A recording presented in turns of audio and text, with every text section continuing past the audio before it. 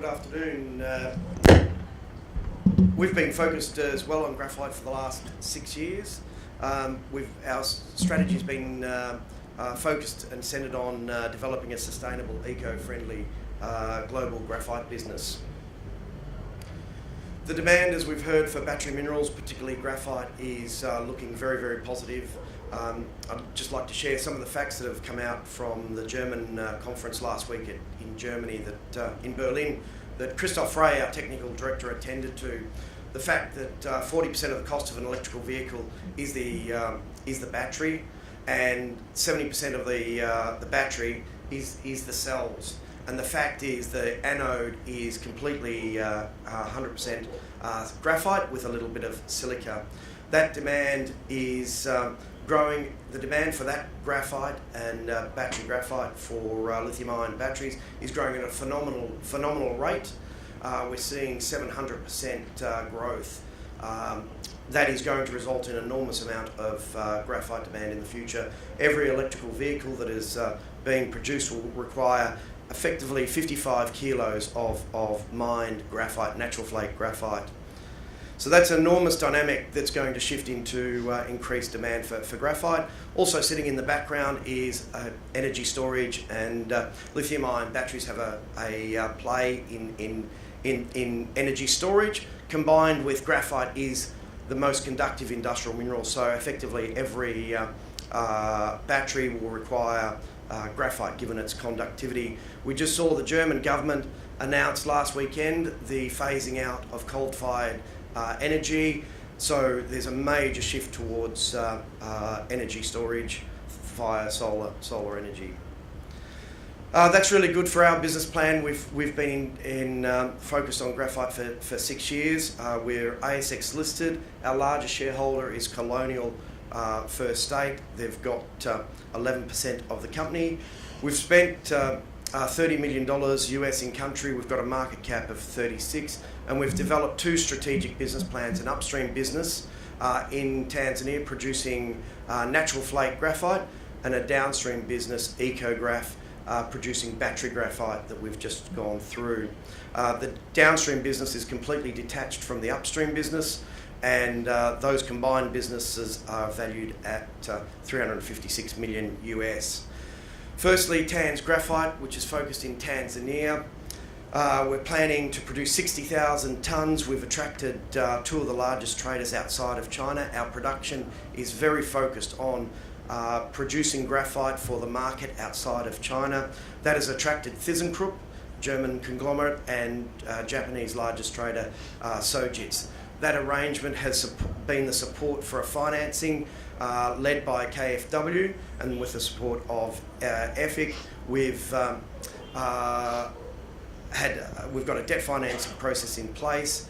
The project has completed complete due diligence, undertaken complete independent due diligence, which is a fairly grueling process for anybody that's been through bank due diligence. That was completed in July 17. That project was ready for development July 17. We're expecting a 60 million US financing package from the consortium. Unfortunately for our project and shareholders, that project was delayed due to the legislative changes. We're now 18 months into the process of working with our funders, our offtake partners, and also the Tanzanian government to work through those legislative changes. We're comfortable with the changes. We believe that we can work within the framework. The fiscal arrangements that have been put in place does not affect the financing. It's a very attractive project we've got. The technical aspects are really attractive, and you can find that on our website, the resource and the geometry of the deposit. While we've been delayed 18 months, we haven't stopped the downstream business, EcoGraph. We've completed a patent. We've developed a patent and lodged a patent on purification developed without using hydrofluoric acid. The demand for graphite, or the supply of graphite, is the only source of battery graphite is coming out of China. So we've developed a new purification process that doesn't involve hydrofluoric acid. We've built a plant a pilot plant that's completed an optimization study that has optimized the purification process, And over the last 3 years, and particularly the last 3 years, we've been doing an enormous amount of product qualification with the end users. We've also done an enormous amount of evaluation of existing global producers, where we've obtained product samples and applied our eco-friendly purification to global producers, which we can readily buy through our traders. So that provides a very standalone business proposition for EcoGraph. First production is planned by the end of this year with the collaboration of major end users and anodes. We're talking to a number of groups that is looking to participate in the business plan. It's a very cash positive, financially robust investment. There's the metrics of the development, 5,000 tonnes initially, which is about 25% of the current demand outside of China.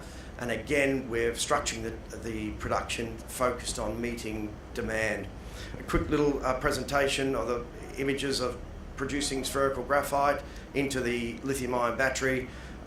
It mechanically shaped and purified to produce spherical graphite that is then sold on to the anode manufacturers, who paste it onto copper foil, and that goes into the battery. We've completed a number of milestones to develop this business to attract a third party. As I mentioned, all the current production, every lithium-ion battery in the world is reliant on the Chinese supply. That supply uses hydrofluoric acid, and there's no getting around that fact. They have to hit it with hydrofluoric acid to remove the silica. The two largest regions, Hubei and Shandong, we've visited, and there is no doubt there's environmental pressure on that Chinese supply. What our test work has evaluated and done is shown that we've got an eco-friendly, sustainable supply of graphite that is competitive on a cost basis, but also driven by the technical aspects. We get a higher yield, we can purify the fines, which increases the revenue, and we're also matching our production to meet that demand outside of China.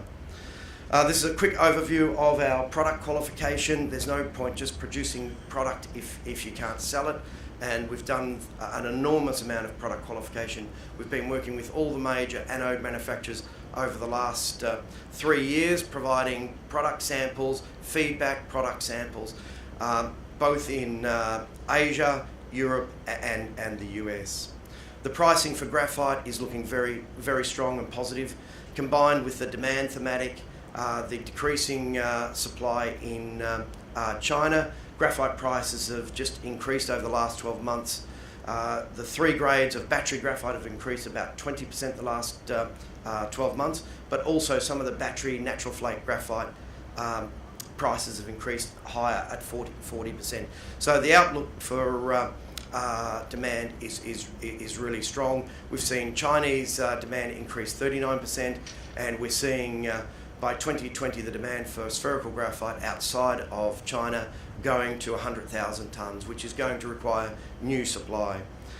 The development of our downstream business it really gives us the ability, once in production, to go further downstream in this business. Going further downstream, as you can see, is more valuable, more lucrative, but you can't go downstream without the upstream, and I think we're building a globally graphite business from upstream through to downstream, and we believe with the development of EcoGraph we can go further downstream with the right collaboration. So that's enormous value that we've built up over the last 6 years that's been independently verified by bank independent engineers.